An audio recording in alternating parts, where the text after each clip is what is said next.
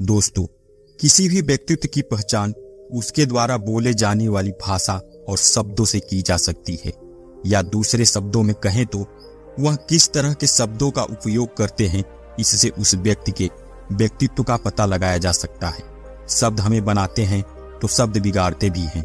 बस चुनाव हमारा ही होता है कि हम किस तरह के शब्दों का उपयोग हमारी जिंदगी में करते हैं। इस दुनिया में जितने भी प्रभावशाली व्यक्तित्व जैसे महात्मा गांधी, आइंस्टीन, अब्दुल कलाम, स्वामी विवेकानंद आदि हुए हैं, यदि ध्यानपूर्वक उनके जीवन को देखेंगे तो पाएंगे कि ये सब अपनी भाषा में ऊर्जावान शब्दों का उपयोग करते थे। मतलब साफ है कि हमारे संवाद में शब्द हमारे मस्तिष्क पर बहुत गहरा प्रभाव डालते हैं। जिस तरह के शब्द हम बोलते हैं उसी तरह की सोच व आदतें हमारे अंदर बनने लगती हैं। अब चाहे ये शब्द स्वयं के बारे में हो या दूसरों के बारे में, व्यक्तिगत जीवन में या कार्यस्थल पर हो, ये शब्द ही हमारी मानसिक अवस्था और हमारी जिंदगी के स्तर का आधार होते हैं। प्रभावशाली व्यक्तित्व हर स्थिति में स्वयं और दूसरों के लिए सकारात्मक शब्दों का इस्तेमाल करते हैं। इसलिए जीवन में हर व्यक्ति को शब्द विज्ञान को समझना बहुत आवश्यक है। दोस्तों, चलिए इस बात को एक कहानी के माध्यम से समझते हैं। इससे पहले अब तक हमारे चैनल को सब्सक्राइब नहीं किया तो प्लीज चैनल को सब्सक्राइब कर लें, बेल नोटिफिकेशन को ऑल पर सेट कर दें और एक शेयर अपने दोस्तों में अवश्य करें और हमारी मदद करें। बहुत समय पहले की बात है, किसी नगरी में एक बौद्ध भिक्षु रहा करते थे। वे बहुत ज्ञानी थे। उनकी प्रसिद्धि दूर दूर तक फैली हुई थी। एक बार की बात है, वे नगरवासियों को उपदेश दे रहे थे। वे कह रहे थे कि शब्दों में हमारे जीवन को बदलने की ताकत होती है। शब्दों से जीवन बदलो।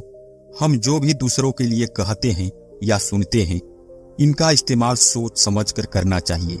इतना कहकर वे अपना उपदेश समाप्त किया और वहां से चले गए। एक दिन वह बौद्ध भिक्षु एक मार्ग से होकर गुजर रहे थे। उसी मार्ग से एक युवक जा रहा था। उस युवक ने जब उन्हें देखा तो वह जोर जोर से हंसने लगा और कहता है, अरे साधु महाराज, आपके कहने मात्र से कि शब्दों में बड़ी ताकत है, यह बात सत्य नहीं हो जाएगी। यह सब कहने की बात होती है।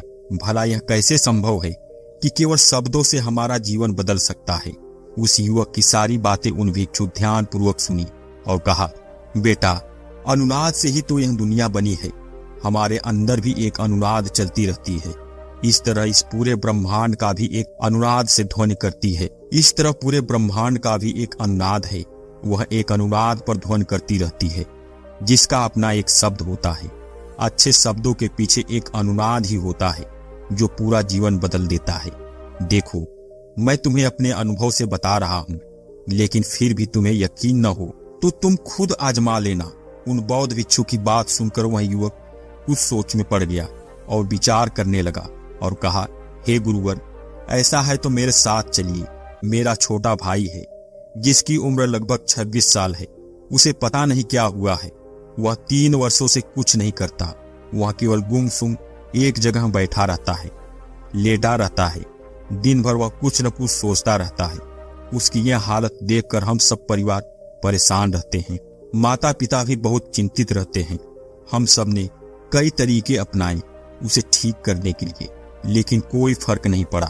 हमने उससे बात करने की कई बार कोशिश की, लेकिन वह हमसे कुछ बात नहीं करता। परिवार का हर सदस्य पूरी तरह से थक चुका है, हार चुका है।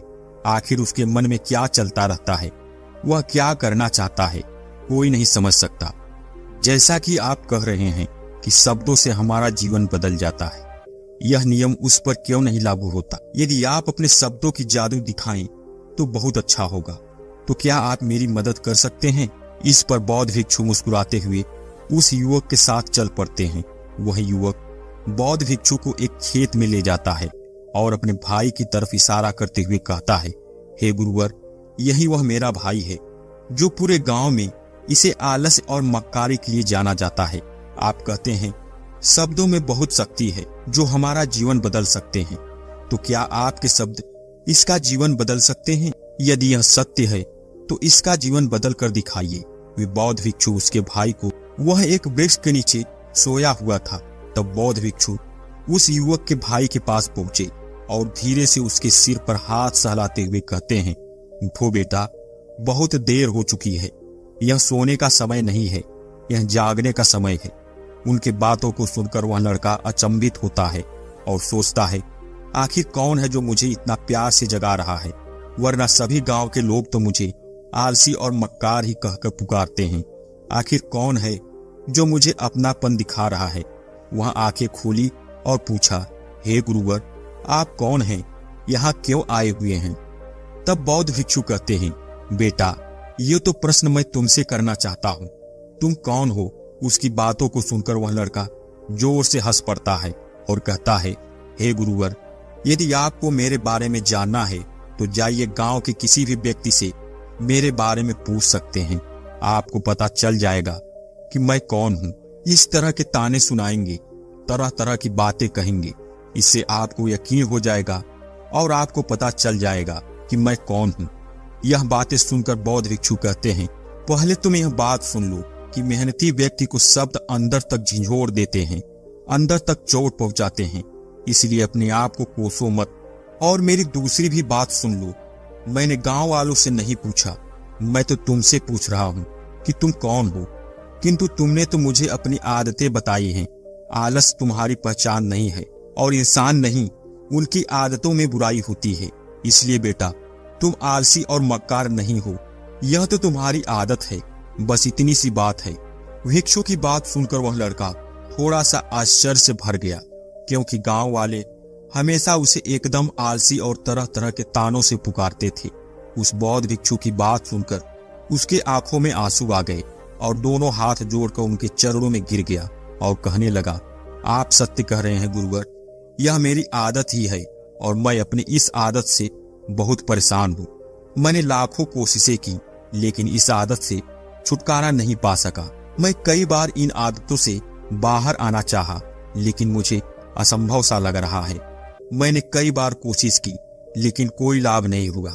जब मैं कोई कार्य करने की कोशिश करता हूँ तो पता नहीं क्यों मेरा मन उन कामों से भागने लगता है। मेरा दिमाग किसी और दिशा में जाने लगता है, जिसकी वजह से मैं उस काम को ठीक प्रकार से नहीं कर पाता और उस पे से ध्यान मेरा हट जाता है। मैं क्या करूं, कैसे करूं, मुझे कुछ भी समझ नहीं आ रहा है। जब भी मैं किताबें पढ़ने की कोशिश करता हूं तो मुझे नींद आने लगती है। मन में एक अजीब सा दर्द होने लगता है। ऐसा लगता है कि मेरा जीवन बस यूं ही व्यर्थ जा रहा है। जब मुझसे यह असहनीय हो जाता है यह दर्द, तो मैं सो जाता हूँ और जब मैं उठूं तो यह दर्द महसूस ना हो। अब तो मुझे यकीन हो गया है कि मैं इस दर्द से बाहर नहीं निकल सकता। ये आदतें मुझे नहीं छोड़ने वाली। इस पर बौद्ध भिक्षु उस लड़के से कहते हैं, बेटा, यदि तुम इस आदत को छोड़ना चाहते हो तो मैं तुम्हें एक उपाय बताता हूँ, लेकिन उसके लिए तुम्हें कल सुबह मुझसे मिलना होगा, तभी मैं तुम्हें वह तरीका बता सकता हूँ। यदि तुम उस तरीकों को सीखना चाहते हो तो कल सुबह मेरे पास चले आना। इतना कहकर वह बौद्ध भिक्षु वहां से चले गए।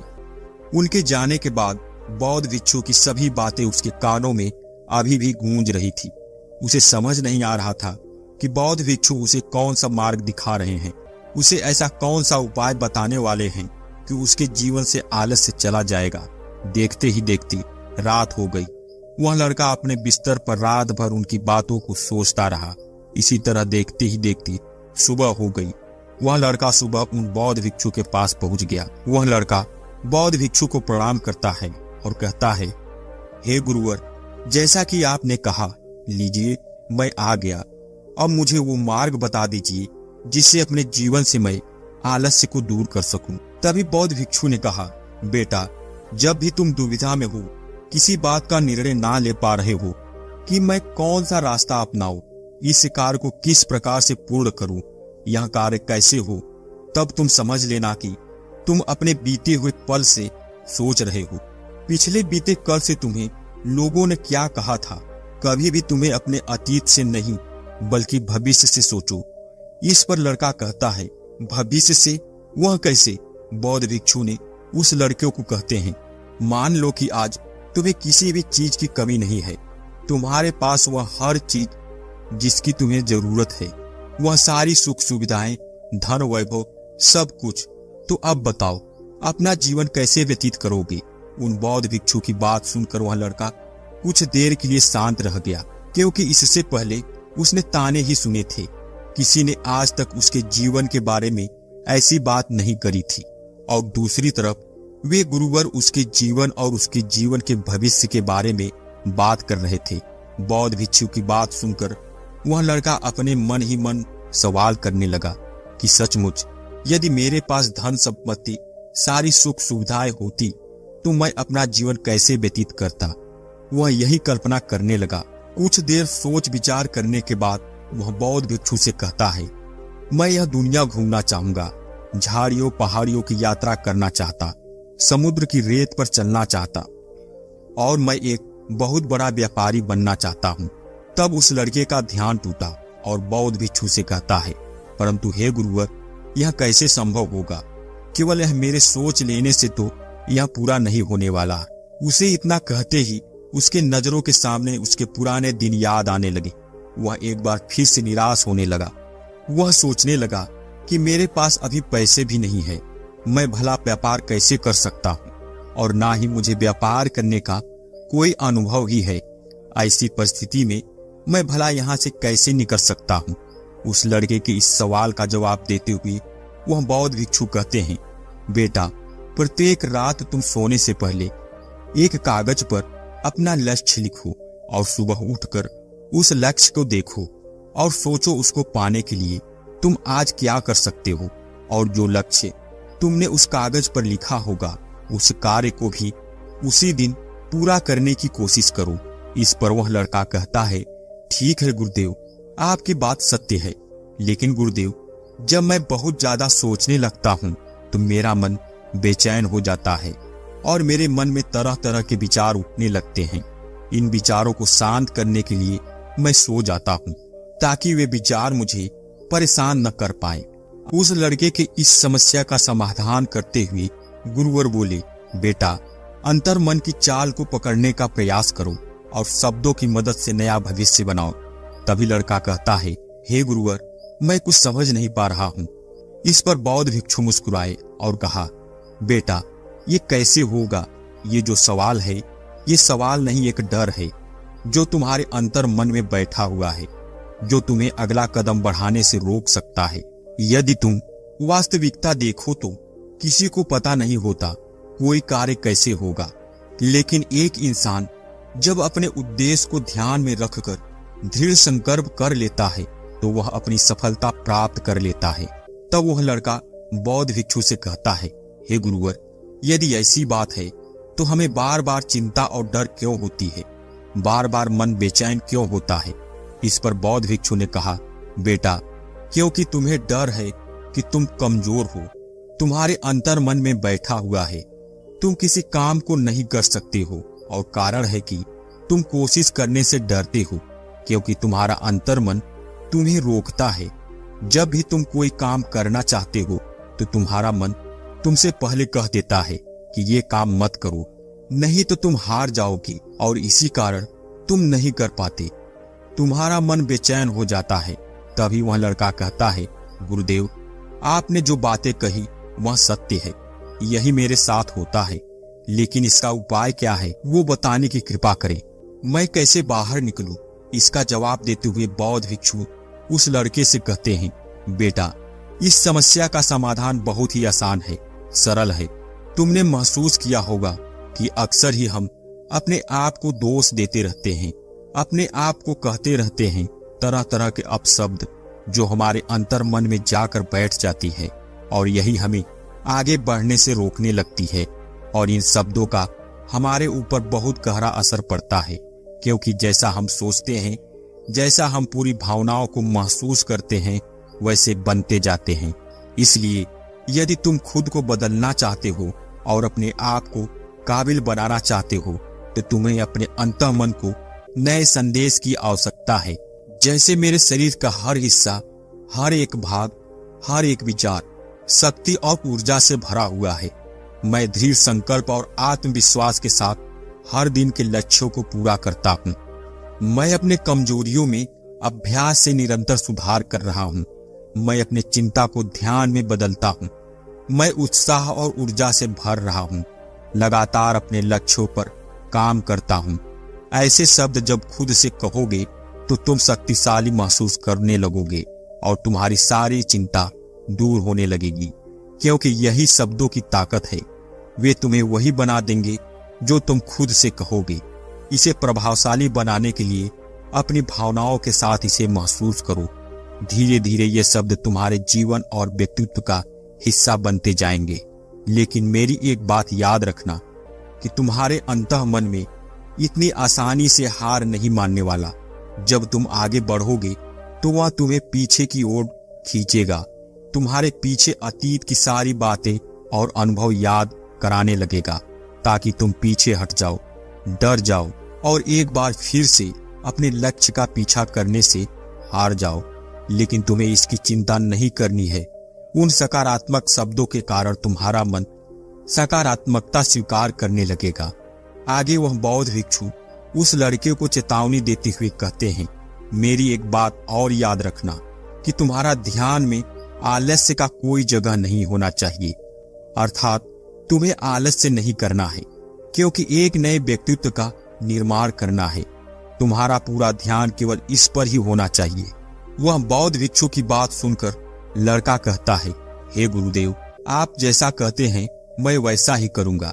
तब बौद्ध भिक्षु उस लड़के से कहते हैं, बेटा, अभी तो मैं इस गांव से जा रहा हूं, लेकिन कुछ सालों बाद मैं वापस आऊंगा। इसके बाद बौद्ध भिक्षु वहां से चले गए और वह लड़का अपने घर लौट गया। लेकिन उस लड़के के मन में तरह तरह के विचार चल रहे थे। वह लड़का यह सोच रहा था कि यदि मैं अपने मनपसंद की जिंदगी जीने लगूंगा और मनचाही जगहों पर घूमने लगा, नए लोगों से मिलने लगा और अपने मनपसंद सभी चीजें मुझे मिल जाएंगी, तो मैं सुखी हो जाऊंगा। उसने इस बात को एक कागज पर लिखने लगा और वह लिखकर सो गया। जब सुबह सुबह उसकी आंखें खुली तो कागज पर लिखा सभी शब्द एक बार दोहराया और थोड़ी देर के लिए शांत हो गया। तभी उसे बौद्ध भिक्षु की बात याद आई कि आज वह अपने लक्ष्य को पाने के लिए क्या कर सकता है, और फिर अपने आप से यह दोहराया कि इस लक्ष्य के लिए वह आज क्या करेगा। तभी उसे कागज पर आगे लिखा शब्द मिला, जिसमें लिखा था, आज मैं बाजार जाता हूँ और अपने व्यापार को प्रारंभ करने के लिए मैं सभी चीजों और सामानों के बारे में पता करता हूँ। इतना कहकर वह बाजार चला गया। वह देखता है कि सभी व्यापारी अलग अलग चीजों की व्यापार करने में लगे थे। तभी उस लड़के को उन बौद्ध भिक्षु की एक कही बात याद आती है कि शब्दों में बहुत ताकत है, वे हमारी जिंदगी और हालात बदल सकते हैं। वह सिर्फ सकारात्मक बातों को लिखकर सुबह सुबह दोहराने लगा, लेकिन अब तक उसके जीवन में कोई बदलाव नहीं आ रहा था। अब वह लड़का चिंतित होने लगा कि उसके जीवन में कुछ भी परिवर्तन नहीं हो रहा है। लेकिन एक महीने बाद वह महसूस किया कि वह लड़का पहले जैसा नहीं रहा। वह अपने आप को बेहतर महसूस किया। अब उसका दिमाग पहले से बेहतर काम कर रहा था। वह फैसला लेने में पहले से सक्षम हो गया था। वह पहले से ज्यादा एक्टिव हो गया था। तब उसे धीरे धीरे बात समझ आने लगी कि जो लोग महान होते हैं उनके काम करने का ढंग कैसा होता है। वे लोग हमेशा शक्तिशाली विचारों को सोचते हैं। दूसरे की छोटी छोटी सोच और डर से वे कभी प्रभावित नहीं होते। जब भी उनके सामने कोई मुश्किल समय आती है तो वे घबराते नहीं हैं, बल्कि उस समस्या का समाधान निकालते हैं। वे किसी का इंतजार नहीं करते, वे केवल खुद पर विश्वास करते हैं और तुरंत ही कदम आगे बढ़ाते हैं। जब उस लड़के को यह बातें धीरे धीरे समझ आने लगी तो वह धीरे धीरे आगे बढ़ने लगा। उसने केवल वैसा ही व्यवहार करना शुरू किया। अब से वह कोई खाली समय नहीं बैठता था। जब भी उसका मन करता था वह भी बाजार जाता, लोगों को एब्जॉर्ब करता। लोग क्या खरीद रहे हैं, व्यापारी क्या कर रहा है, कैसे बेच रहा है, उनके कहने का ढंग क्या होता है और किन किन चीजों पर उन्हें लाभ होता है। एक दिन की बात है, एक दिन एक मसाले का व्यापारी आया। उसे पढ़े लिखे नौजवान की आवश्यकता थी जो माल की गिनती कर सके और माल का हिसाब कर सके। वह लड़का अपने लक्ष्य को जानता था कि उसे क्या करना है। वह जानता था कि इस काम से उसे बहुत कुछ सीखने को मिलेगा। वह बेहिचक उस सेठ के पास पहुंचा। वह यह भी जानता था कि इस काम के बदले पैसा बहुत कम मिलेगा, लेकिन फिर भी वह उस काम को करने के लिए तैयार हो गया। उस लड़के की सोच पूरी तरह बदल चुकी थी। अब वह बाकी लोगों की तरह नहीं सोचता था, बहुत ईमानदार और समझदारी से काम करता था। देखते ही देखते करीब 3 महीने बीत गए। व्यापारी यह समझ चुका था कि यह लड़का समझदार और ईमानदार है और वह व्यापार में बहुत मदद करता है, इसलिए वह व्यापारी उस लड़के को अपना सहायक बना लिया। उस व्यापारी ने देखा उस लड़के की दिनचर्या सबसे अलग है। वह हर दिन पढ़ता है, लिखता है, सुबह उठकर ध्यान करता है, नई चीजें सीखता है। परेशानियां आती हैं तो विचलित नहीं होता। यह सबसे सम्मान से बात करता है, सबका आदर करता है। देखते ही देखते 1 साल बीत चुका था। अब तो व्यापारी उस लड़के से बहुत खुश था। उस व्यापारी ने धीरे धीरे उस नौजवान को व्यापार के सारे गुण सिखा दिए और देखते ही देखते वह नौजवान एक छोटा व्यापारी बन गया। अब धीरे धीरे व्यापार की समझ हो जाने पर वह नौजवान अपनी जड़ी बूटियों का एक छोटा सा व्यापार शुरू किया और देखते ही देखते वह उस नगर का सबसे बड़ा जड़ी बूटियों का व्यापारी बन गया। लोग उसे बड़े व्यापारी के नाम से जानने लगे। उसका नाम दूर दूर तक फैलने लगा। करीब 5 वर्षों बाद जब वह अपने घर लौटा तो लोग बहुत हैरान थे। उसको जानने वालों ने उससे पूछा, तुम इतना कैसे बदल गए? तब उसने कहा, उन गुरु ने सही बात कहा था, शब्दों में बड़ी ताकत होती है, शब्दों से हम जीवन बदल सकते हैं। दोस्तों, वैसे इस वीडियो में आपने क्या सीखा कमेंट बॉक्स में जरूर बताना और नमो बुद्धाय अवश्य लिख देना। नमो बुद्धाय। दोस्तों, किसी भी के मन की बातों को हम कैसे समझ सकते हैं या हम कैसे दूसरों के बारे में जान सकते हैं कि अगला व्यक्ति हमारे बारे में क्या सोच रहा है? इसको हम 3 तरीकों से जान सकते हैं। ये तीनों तरीके बहुत ही आसान हैं। यदि आप तीनों तरीकों को समझ जाते हैं तो आप किसी भी के मन के बातों को बड़ी ही आसानी से जान जाते हैं। तो चलिए इस बात को एक बौद्ध कहानी द्वारा समझते हैं। कहानी प्रारंभ करने से पहले अब तक आपने हमारे चैनल को सब्सक्राइब नहीं किया तो प्लीज चैनल को सब्सक्राइब कर लें। घंटा बटन को भी ऑल पर सेट कर दें, जिससे हमारी आने वाली वीडियो की सूचना सबसे पहले आपको प्राप्त हो। बहुत समय पहले की बात है। किसी नगरी में एक छोटा सा गांव था। उस गांव में 2 भाई रहते थे। बड़ा भाई अंधा था, जिसके वजह से वह घर पर ही रहता था, और छोटा भाई खेती बाड़ी किया करता था। किंतु खेतों में अत्यधिक जानवर आने से पूरी फसलें खराब हो जाया करती थी। इस कारण छोटा भाई काफी परेशान हो चुका था। तब उसे एक तरकीब सूझी कि खेतों में से इन जानवरों को भगाने के लिए क्यों न अपने बड़े भाई की मदद लूं। वैसे भी बड़े भैया अंधे हैं। यदि वे खेत में बैठे रहेंगे और जानवरों के आहट आने पर उन्हें जोर से चिल्लाकर भगा सकते हैं, जिससे हमारी फसलें बच सकती हैं। इसलिए मैं उन्हें खेत में ही बैठा देता हूँ। इस तरह विचार करने के बाद वह एक छोटी सी झोपड़ी अपने खेत में तैयार की और अपने बड़े भाई को खेत में बैठा दिया और कहा, भैया, यदि आपको किसी जानवर की आहट सुनाई दे तो आप जोर जोर से चिल्लाना। आपकी आवाज सुनकर वे जानवर यहाँ से भाग जाएंगे और हमारी फसलों को नुकसान होने से बचाया जा सकता है। इस तरह बड़ा भाई खुशी खुशी अपने छोटे भाई की बात को मान लेता है और वह उसी खेत में रहना प्रारंभ कर देता है। उसे जैसे ही किसी जानवर की आवाज सुनाई देता, वह तुरंत ही जोर जोर से चिल्लाना प्रारंभ कर देता, जिससे वे जानवर उनके खेतों से तुरंत भाग जाते थे। ऐसा करते करते कई दिन व्यतीत हो गए। तभी एक दिन उसके खेत में एक हिरण आता है और उस खेत के बाड़ को तोड़ता हुआ वहां से भाग जाता है। लेकिन उस हिरण का पीछा करते करते एक राजा वहां आ जाता है। तभी राजा की नजर उस अंधे भाई पर पड़ती है। वह अंधे भाई से कहता है, देखो, मैं यहाँ एक जानवर का पीछा करते हुए आया हूँ। क्या तुमने उस जानवर को देखा है? यह बात सुनकर वह भाई कहता है, राजन, मैं तो अंधा हूँ। मैं भला किसी जानवर को कैसे देख सकता हूँ? लेकिन मैं इतना जरूर बता सकता हूँ कि जो जानवर मेरे खेतों से होकर भागा है वह आपके लायक नहीं है। वह सोचने लगता है कि यह तो अंधा है, फिर इसे कैसे पता कि जो हिरण मैं खोज रहा हूँ वह मेरे लायक नहीं है। यह व्यक्ति कहीं झूठ तो नहीं बोल रहा है? एक तरफ तो कहता है कि मैं अंधा हूं और दूसरी तरफ कह रहा है जो जानवर इधर से भागा है वह मेरे लायक नहीं है। इस पर वह व्यक्ति कहता है, हे राजन, जो जानवर यानी कि हिरण इधर से भागा है वह हिरण नहीं है बल्कि हिरणी है। वह भी गर्भवती है और जहां तक मुझे जानकारी है किसी राजा ने किसी गर्भवती हिरणी का शिकार करते नहीं सुना है और इसी कारण मैं यह कह रहा हूं कि वह आपके लायक नहीं है। आप उसके पीछे अपना समय व्यर्थ ना करें। यह सुनकर राजा और भी अचरज में पड़ गया कि यह अंधा है और यह कैसे जान सकता है कि वह गर्भवती है।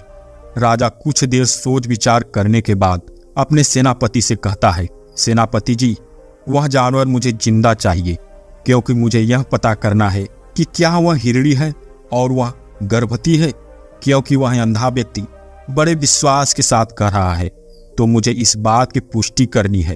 यदि वह हिरणी है और वह गर्भवती है तो जाओ उस हिरणी को पता करो कि यह बात क्या सत्य है। तब सेनापति अपने सैनिकों के साथ उस मादा हिरण का पता लगाया और वापस आकर राजा से कहा, राजा साहब, यह अंधा व्यक्ति सही कह रहा है, वह वाकई में हिरणी है, वो भी गर्भवती। यह सुनकर राजा हैरान हो गया। उसे समझ नहीं आ रहा था यह अंधा व्यक्ति कैसे जान सकता है कि वह गर्भवती मादा हिरण है। राजा के मन में कई सवाल उठ रहे थे।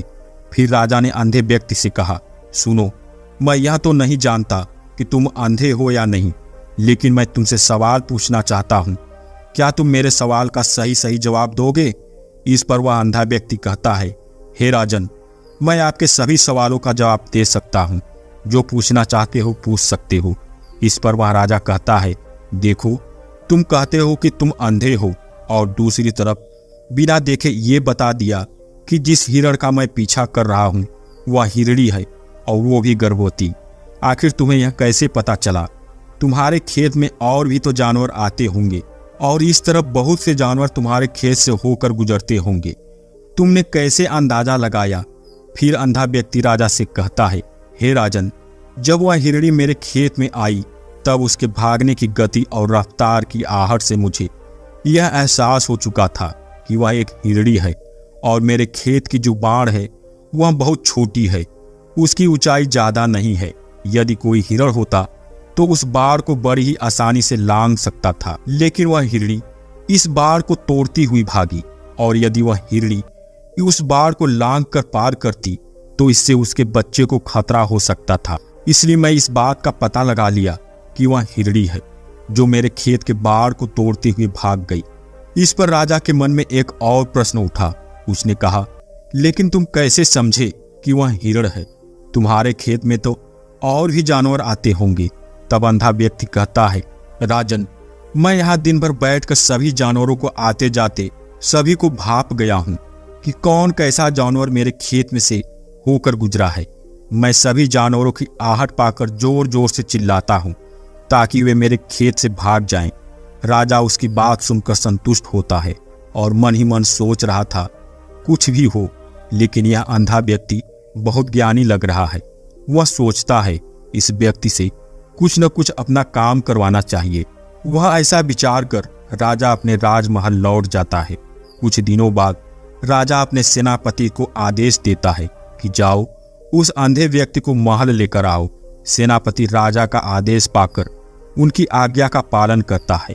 वह तुरंत ही उस अंधे व्यक्ति के पास पहुंचता है और उस अंधे व्यक्ति से राजमहल चलने का आदेश देता है। वह अंधा व्यक्ति बहुत चालाक था।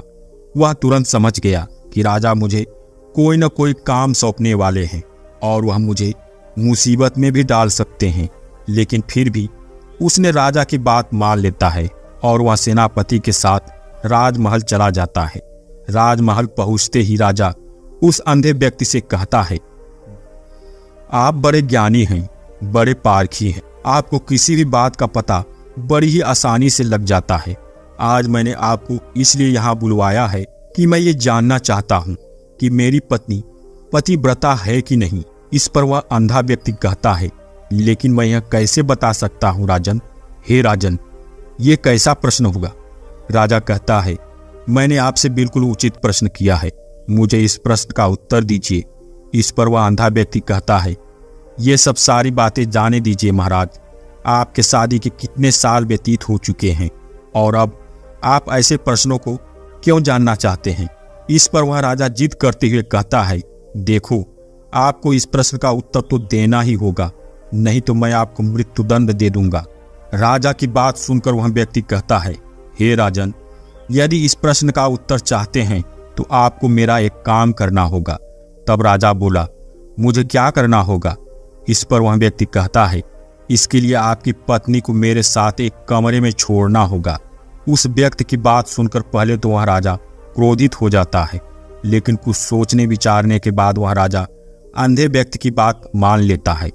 वह अपने सेनापति को आदेश देता है कि मेरी पत्नी और इस अंधे को कुछ देर के लिए एक कमरे में छोड़ दिया जाए। सेनापति बिल्कुल वैसा ही करता है।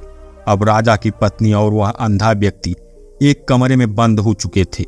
वह अंधा व्यक्ति राजा की पत्नी से कहता है, हे महारानी, मुझे आपको छूना है। इस बात पर रानी अत्यधिक क्रोधित हो जाती है और उस अंधे व्यक्ति को पकड़कर पीटने लगती है, कभी अपने हाथों से तो कभी अपने लातों से तो कभी पटक पटक कर। इस तरह उन्होंने उस अंधे व्यक्ति की खूब पिटाई की। तब वह किसी तरह अंधा व्यक्ति अपनी जान बचाकर वहां से भाग निकला और वह राजा के पास पहुंचता है और राजा से कहता है, हे राजन, आपकी पत्नी पतिव्रता नहीं है। यह बात सुनकर राजा अत्यधिक क्रोधित हो जाता है। राजा अपनी म्यान से तलवार निकालकर सीधा अपनी पत्नी की ओर जाता है और पहुंचकर रानी से कहता है, महारानी, आज मैं जो आपसे सवाल करूंगा उसका सच सच जवाब देना। यदि आपने कोई बात का जवाब असत्य दिया तो मैं आपका सिर अभी के अभी धड़ से अलग कर दूंगा। आगे वह राजा कहता है, मुझे बताइए कि आप पतिव्रता हैं कि नहीं। इस पर रानी कहती है, हे राजन, आप मुझे भले ही जान से मरवा दीजिए, लेकिन मैं पतिव्रता नहीं हूँ। राजा यह सुनकर बहुत खुश हुआ, क्योंकि वह अंधा व्यक्ति जो कहा था वह बिल्कुल सत्य हो रहा था। यह बात सुनकर राजा उस अंधे व्यक्ति के पास पहुंचता है और आकर उस अंधे व्यक्ति से कहता है, तुझे कैसे पता चला कि मेरी पत्नी पतिव्रता नहीं है? इस पर वह अंधा व्यक्ति कहता है, बड़ी सीधी सी बात है महाराज। जब मैंने महारानी से कहा आपको छूना है तो वे अत्यधिक क्रोधित हो उठी और उन्होंने मुझे पीटना शुरू कर दिया। इस तरह उन्होंने मेरे पूरे शरीर को छू लिया। वह भी तो एक छूना ही हुआ, और पतिव्रता स्त्री किसी पराये मर्द को कभी भी नहीं छूती। वह सीधे तौर पर मना भी कर सकती थी। अब आप ही बताइए, वह कैसे पतिव्रता हो सकती है?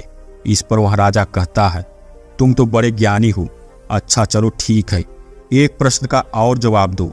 यदि तुम मेरे इस प्रश्नों का सही सही जवाब दे दोगे तो मैं तुम्हें यहाँ से जाने दूंगा। आगे महाराजा उस अंधे व्यक्ति से कहता है, क्या सच में मैं अपने पिताजी का ही बेटा हूँ या और का? इस पर वह अंधा व्यक्ति कहता है, हे राजा, इस बात का क्या मतलब? आप किसी के भी औलाद हो, आप हैं तो राजा, इसलिए इस बात को जाने दीजिए। तब राजा कहता है, नहीं नहीं, इस प्रश्न का जवाब मुझे चाहिए, नहीं तो यह बात मेरे मन को हमेशा परेशान करता रहेगा। इसलिए मैं इसका सही सही जवाब जानना चाहता हूँ। यदि तुम इसका जवाब दे देते हो तब तुम अपने घर जा सकते हो, तुम्हें मैं रोकूंगा नहीं।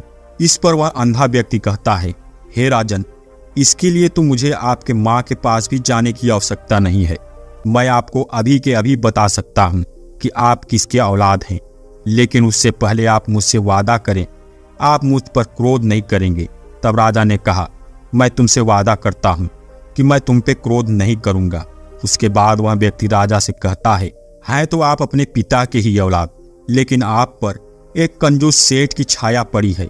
यह सुनकर राजा बहुत क्रोधित होता है और म्यान से तलवार निकालकर अपनी माँ के पास जा पहुंचा और अपनी माँ से कहता है, माँ, सच सच बताओ मेरे पिता कौन है। यदि तुम सच सच नहीं बताया तो मैं अपने प्राण यही त्याग दूंगा। तब माँ कहती है, बेटा, हो तो तुम अपने ही पिता की औलाद, किंतु जब मैं स्नान कर रही थी तब दर्पण के सामने खड़ी हुई थी। तभी मेरे पीछे से एक कंजूस सेठ गुजरा था, जिसके वजह से उसकी छाया दर्पण में आ गया था और तुम पर प्रभावी हो गया। यह सुनकर राजा बहुत प्रसन्न हो जाता है और वह दौड़ा दौड़ा वापस उस अंधे व्यक्ति के पास आता है और उस अंधे व्यक्ति से कहता है, तुम्हें यह कैसे पता चला कि मुझ पर एक कंजूस सेठ की छाया पड़ी हुई है। यह बात सुनकर वह अंधा व्यक्ति कहता है, हे राजन, आपने मुझसे कई सारे सवाल पूछे जिनका जवाब मैंने सही सही दिया। आपकी जगह कोई और राजा होता तो मुझे ढेरों सारे इनाम मिल चुके होते, लेकिन अब तक आपने मुझे एक फूटी कौड़ी तक नहीं दी। इस बात से मैंने अंदाजा लगाया कि आप बड़े ही कंजूस हैं। यह बात सुनकर राजा बहुत जोर जोर से हंसने लगा और कहता है, ठीक है, आप जो भी मांगोगे मैं अवश्य दूंगा, लेकिन आखिरी बात मुझे बता दो कि तुम्हें कैसे पता चल जाता है कि कौन सी बात सही है और कौन सी गलत। तुम किसी बात का एकदम सही और सटीक अंदाजा कैसे लगा लेते हो? तब वो अंधा व्यक्ति कहता है, हे राजन, वैसे तो मैं अंधा हूँ। यदि मेरी आंखें होती तो मैं लोगों की मन की बातों को भी बड़ी सरलता से जान लेता। मन की एक भाषा होती है जो एक तरंगों के रूप में प्रसारित होती रहती है, जो मनुष्य के शरीर के व्यवहार से हमें देखने को मिल जाती है। जैसे उसके आँखों से, उसके होठों से, उसके चाल ढाल, शरीर की क्रियाओं से ये समझा जा सकता है कि आखिर उसके मन में क्या चल रहा है। उसके आधार पर हम किसी भी के मन की बात बड़ी आसानी से जान सकते हैं। लेकिन मैं तो अंधा हूँ, देख तो सकता नहीं, इसलिए मैं तो उनकी शारीरिक क्रियाओं से भली भांति समझ पाता हूँ। इसलिए मैं किसी के मन की बातों को बड़ी ही आसानी से पढ़ लेता हूँ। तब राजा कहता है, तो क्या मैं भी किसी के मन की बातों को पढ़ सकता हूँ? तब वह अंधा व्यक्ति कहता है, अवश्य, बिल्कुल पढ़ सकते हैं, किंतु उससे पहले आपको अपने ऊपर काम करना होगा, और वो है अपने मन को शांत करना, अपने मन को वर्तमान में लाना। इसके लिए मैं आपको 3 तरीके बताने वाला हूँ, और ये तीनों तरीके बड़े ही आसान हैं। हे राजन, इन प्रक्रियाओं से पहले आपको अपने मन को एकाग्रचित करना होगा। जब हम मन को एकाग्र करते हैं तो दूसरे के मन को जान सकते हैं। इसलिए अपने आप को हमें वर्तमान में लाना होता है, क्योंकि वह व्यक्ति तो वर्तमान में आपके सामने सोच रहा होता है। वहीं पर आपका मन यदि भूतकाल या भविष्य की योजना बना रहा है तो उसके दिमाग में क्या चल रहा है यह नहीं जान सकते। इसलिए हमें अपने मन को वर्तमान में लाना होता है। अब मैं आपको वो 3 तरीके बताने जा रहा हूँ, जिसमें पहला तरीका है आंखों पर ध्यान देना। किसी व्यक्ति से बात करते वक्त उसकी आंखों में देखना जो सबसे ज्यादा जरूरी है, क्योंकि आंखें बोलती तो नहीं हैं, लेकिन बहुत कुछ कह जाती हैं। यदि आप किसी व्यक्ति की आंखों के इशारों को समझ पाते हैं तो जान सकते हैं कि व्यक्ति के दिमाग में क्या चल रहा है, वह क्या सोच रहा है और वह अब क्या करने वाला है। मेरे पास आंखें नहीं हैं, लेकिन ये विद्या मैंने अपने गुरु से सीखी है, क्योंकि बहुत सालों पहले मेरी आंखें थी, जिससे उस समय मैं लोगों के मन की बातों को अच्छी तरह जान लेता था। इसलिए यदि आप भी चाहते हैं कि दूसरों के मन की बात जान सको तो लोगों के आंखों पर ध्यान देना चाहिए, जैसे कि उनका आकार कैसा है, वे कब क्या किधर देख रहे हैं। जैसे वह आपसे बात करते करते इधर उधर देख रहा है तो वह आपको गोल मोटोल घुमाने में लगा है। यदि उनकी आंखें नीचे ऊपर अगल बगल देख रही हैं, या आंखें खुश हैं या निराश हैं, जैसे कि एक चोर होता है जिन्हें हम देखते हैं तो हमें लगता है कि अगले आदमी ने कोई गलती की है। ठीक उसी प्रकार जब हम किसी चालाक व्यक्ति की आंखों में देखते हैं तो उसकी आंखों की भाषा बताती है कि वह उस बात से निकलने का प्रयास कर रहा है। वह आपसे नजर नहीं मिलाएगा, वह किसी तरह अपनी बात पूरा करेगा और आपकी बात को ही बीच में काट देगा। उसी प्रकार चेहरे के भी अपने भाषा होती हैं, जिन्हें पढ़कर हम आसानी से उनके मन की बात को जान सकते हैं। इसलिए इन्हें भी समझना बहुत आवश्यक है। जैसे बात करते वक्त आपने देखा होगा कि उनके चेहरे के हाव भाव कुछ कहती हैं, जैसे नाक, होठ, उनकी भौवें आदि। यदि आप उन पे गौर करेंगे तो उनके इशारे से आप जान सकते हैं जैसे वह बहुत खुश हैं, बहुत संतुष्ट हैं, या उसे बहुत बड़ा दुख है। वह अपने अंदर क्या महसूस कर रहा है हम उसके हाव भाव से पता कर सकते हैं। वह इंसान अपनी जुबान से बोले या ना बोले, आप उनके ये भाग देखकर उनकी बातों का अंदाजा लगा सकते हैं। वह व्यक्ति राजा से अपने तीसरी तरीके के बारे में बताते हुए कहता है, हे राजन, तीसरा तरीका है हमारे हाथ और शरीर के व्यवहार। कोई व्यक्ति जब भी बात करता है तो आप देखे होंगे वह अपने हाथों को हिलाता रहता है, अपने हाथों से इशारा करता रहता है। वह बातों के साथ अपने शरीर का जो व्यवहार है, जिससे हमें यह पता चल पाता है कि वह व्यक्ति हमारे बातों पर कितना ध्यान दे रहा है और उसके मन में क्या चल रहा है। उसके व्यवहार को देखने के लिए हम समझ सकते हैं कि वह बात करते वक्त हाथों को बार बार उठाता है, एक दूसरे को मसलता है। ऐसी बहुत सी क्रियाएं होती हैं जिसे हमें ध्यान देना होता है। मन को पढ़ने के लिए हमें शरीर के व्यवहार को समझना अति आवश्यक होता है। यदि हम इन 3 तरीकों को अच्छे से समझ लेते हैं तो किसी भी व्यक्ति के मन की बातों को बड़ी सरलता से जान सकते हैं। इसलिए यदि आप किसी के मन में क्या चल रहा है पता करना चाहते हैं तो इन तरीकों को अपनाकर जान सकते हैं, जिससे आप भली भांति अवगत हो पाते हैं आखिरकार उसके मन में क्या चल रहा है। लेकिन उससे पहले अपने मन को एकाग्र करना होगा। दोस्तों, जानकारी और वीडियो अच्छी लगी हो तो वीडियो को लाइक शेयर अवश्य करें। अब तक चैनल को सब्सक्राइब नहीं किया तो चैनल को सब्सक्राइब करके हमें सपोर्ट करें। मिलते हैं एक नई वीडियो में एक नई शिक्षा के साथ। तब तक अपना ख्याल रखें, खुश रहें, खुशियां फैलाते रहें। कमेंट में नमो बुद्धाय अवश्य लिखें। नमो बुद्धाय।